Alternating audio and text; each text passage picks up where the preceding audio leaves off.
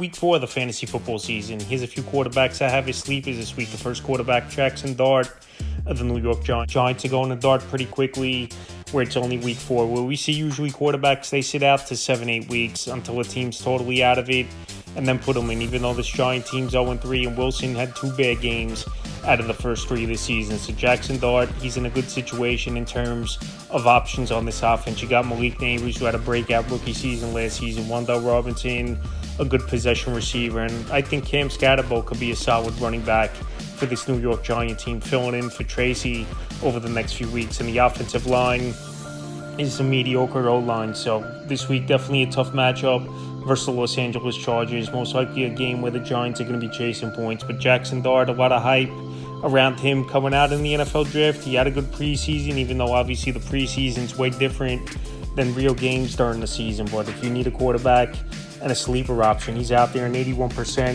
of fantasy leagues. Next quarterback, Tua, the Miami Dolphins. Tua, so far this season, I think he's been all right in fantasy football. Week 1 in Indianapolis, it was just a game you throw out the tape.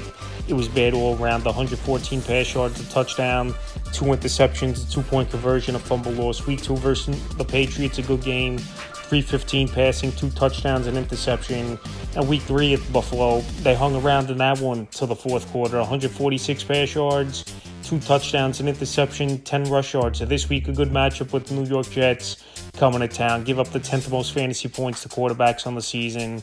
And we know Tua's been a way better quarterback in terms of putting up fantasy points and points per game at home than he's been on the road. So with that, and obviously all those days of rest, 11 days off from that Thursday night game in week 3 at the Bills to the Monday night here versus the New York Jets, I think Tua could go out there, have a good game. Tyreek Hill's played better the last 2 weeks. Jalen Waddle's found the end zone 2 weeks in a row. And Devon Achane's one of the better running backs in the league. So definitely, I think Tua's a good sleeper option available in 77% of fantasy leagues. And the final quarterback I have as a sleeper is Bryce Young with the Carolina Panthers. So Bryce Young out there, 82% of fantasy leagues. Last week they won 30-0, but he had nothing to do with it.